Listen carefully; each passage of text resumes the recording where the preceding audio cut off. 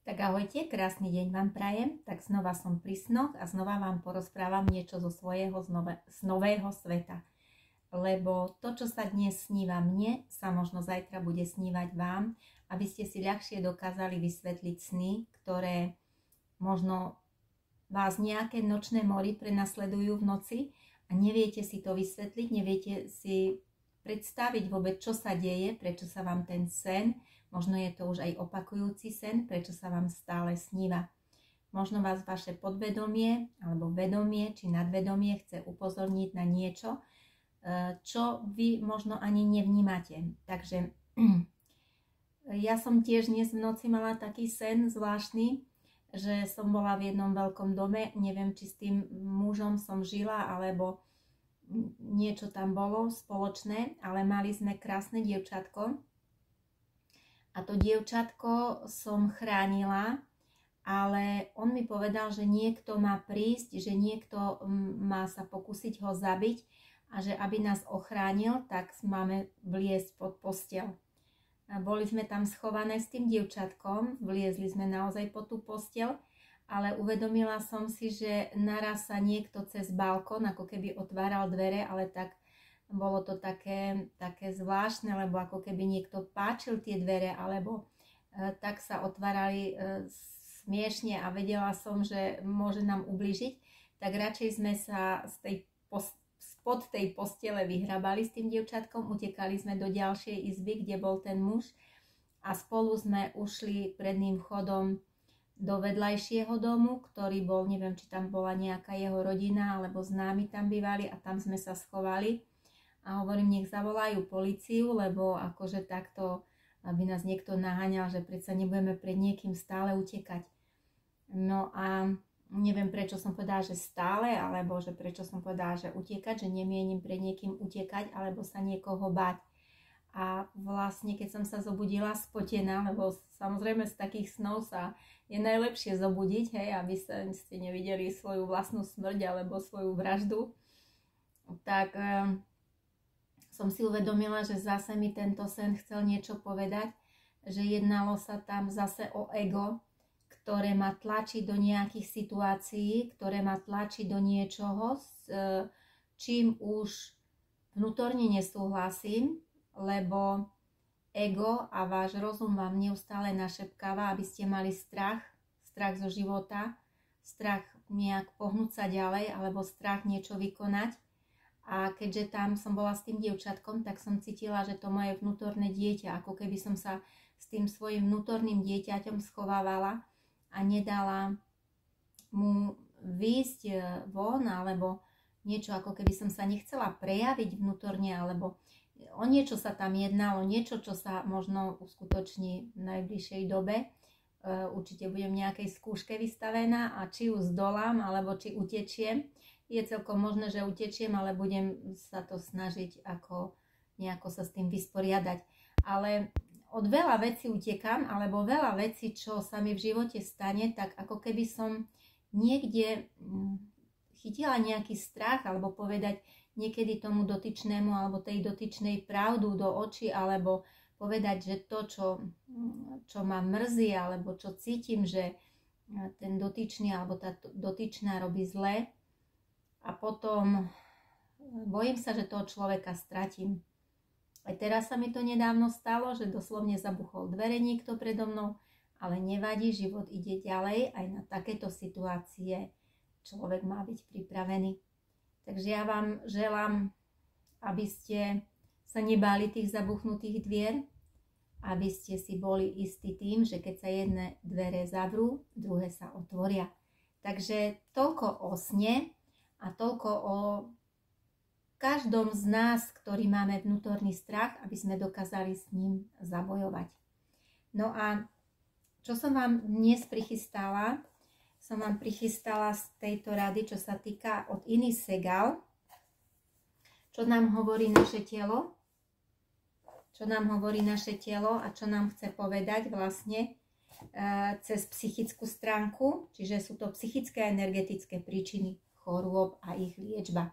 Ja hovorím, vyjadrujem sa väčšinou ako o nemociach a nie o chorobách, aby sme cítili, že tá nemoc je vlastne naša vnútorná moc a aby sme dokázali si ju prinavrátiť naspäť.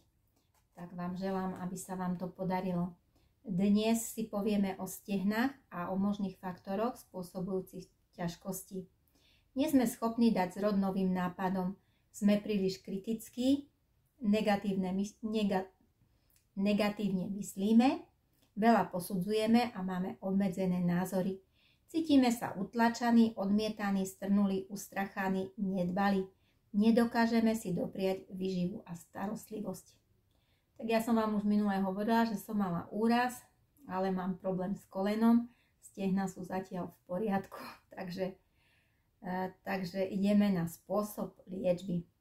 Sústreďme sa na svoje stehná, jemne si ich masírujme. Pritom si uvedomme všetko škodlivé posudzovanie a kritiku, ktorú venujeme svojim stehnám. Vždy, keď začneme mať negatívne myšlienky, predstavme si, že je to burina, ktorú treba vytrhávať. Predstavme si sám seba, ako túto burinu trháme. Ja keď som mala tieto negatívne myšlienky, alebo keď naozaj som cítila, že moja myseľ sa uberá týmto smerom, tak predstavila som si všetky tie myšlienky a slova ako smeti a zhrnula som ich do smetárika a doslovne som ich vyhodila von. Takže je to jedno, akú si zrobíte predstavu o tom svojom vnútrajšku, o tom svojom, dá sa povedať, názore na svet, názore na ľudí, ale v prvom rade sa snažte tak jednať, ako by ste si vy predstavovali, že jednajú s vami. Že myslieť o iných tak, ako chcete, aby si mysleli ľudia o vás. To vám veľa, veľa pomôže. Takže povedzme si, vnútorná liečivá inteligencia, prosím ťa, odstrán z mojich stehien všetku kritiku, negatívne myslenie, posudzovanie, nedostatok, strnulosť, ako aj všetky predsudky, návyky, pozitívne a negatívne postoje, ktoré spôsobujú môj zdravotný stav. Opakujme slovko vyčistiť, kým nepocítime, že nastala zmena. Teraz precíťme radosť zo svojho tela. Povedzme svojim stehnám, ako veľmi si ich ceníme. Poďakujte ich za to, ako dobre vám slúžia, že sú vám oporou a nosia vás. Ja som takisto poďakovala kolenu, aj keď som mala tento úraz, že vlastne nedopadlo to horšie, že nie je to v horšom stave, ale že je to v takom stave, akom to je. No a potom ešte následne na to povedzte. Vnútorná liečivá inteligencia, prosím ťa, pomôž mi prísť na nové úžasné kreatívne nápady. Dovol mi pozitívnejšie a radosnejšie myslieť a ochotnejšie podstupovať dobrodružstva života. Ďakujem. Masírujme si stehna a predstavme si, že nám cez ne prechádza silné strieborné svetlo. Dodáva im silu a regeneruje ich. Povedzme, vnútorná liečivá inteligencia, prosím ťa, vylieč a zregeneruj moje stehna, daj im maximálne zdravie, vitalitu a pohodu. Z negatívnych emócií, s ktorými je potrebné pracovať, tak sú to odmietanie, strnulosť, strach a posudzovanie. Z pozitívnych je to viera, sloboda, podpora a šťastie. A z farieb je to oranžová, zelená, strieborná.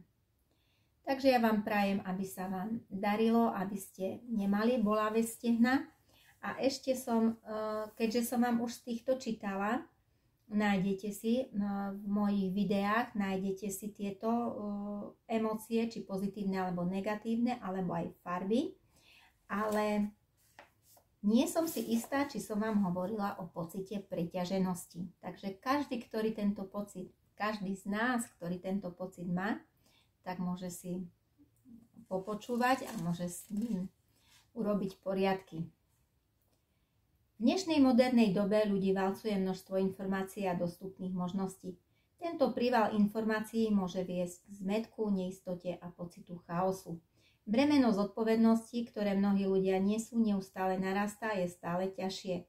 Každý má priveľa práce a nedostatok času alebo prostriedkov na to, aby ju stíhal. Tlak, ktorý nutí ľudí snažiť sa robiť príliš veľa vecí, môže spôsobiť pocit preťaženosti a viesť k stresu, únave a vyčerpaniu. Po fyzickej stránke môže pocit preťaženosti spôsobiť bolesti chrbta, problémy s hruďou, bolesti hlavy, problémy s plecami a členkami, Alzheimerovou chorobou, straty vedomia, nádchu, hluchotu, zelený zákal oka, nervové zrútenie, rakovinu prostaty, zachvaty, senilitu, mŕtvicu a vredy. A ako sa zbaviť pocitu preťaženosti? Položme si dlane na tú časť tela, kde pociťujeme preťaženie najintenzívnejšie. Niekoľkokrát sa do tejto časti nadýchnime, čím umožníme všetkým emóciám výsť jednoducho na povrch. Uvoľníme si dlane a povedzme: vnútorná liečivá inteligencia, prejdi prosím pomocou oranžovo-červeného plameňa cez celý môj systém, zbav ma všetkých pocitov stresu, únavy a preťaženosti. Pomôž mi prosím zbaviť sa všetkých ťažkých bremien, ktoré nesiem, a umožni mi vidieť ľahšiu a vyváženejšiu stránku života. Pomôž mi premeniť chaos na poriadok, neistotu na sebadôveru a zmätok na poriadok. Pomôž mi nájsť v mojom živote vyváženosť, aby som sa dokázal chopiť a tešiť sa z každej príležitosti na svojej ceste životom. Ďakujem. Opakujme slovko vyčistiť niekoľkokrát, až kým nepocítime úľavu. Sledujme, ako sa oranžovo-červené lúče svetla pohybujú našim telom, mysľou, emóciami a energetickým polom a začínajú čistiť a odstraňovať všetky negatívne myšlienky, slova, pocity preťaženosti, spomienky a podoby zmätku a chaosu. Ak si chceme prinavrátiť pocit rovnováhy a jasnej mysle, použijeme zase postup na získanie jasnej mysle. No a ja vám prajem krásny večer, aby ste mali dobrý pocit z dnešného dňa, aby ste mali dobrý pocit z večera, ktorý prežívate, a aby sa vám krásne spalo a snívali sa vám len krásne sny. A k tomu vám prajem veľa zdravia, šťastia a ešte viac lásky. Ahojte!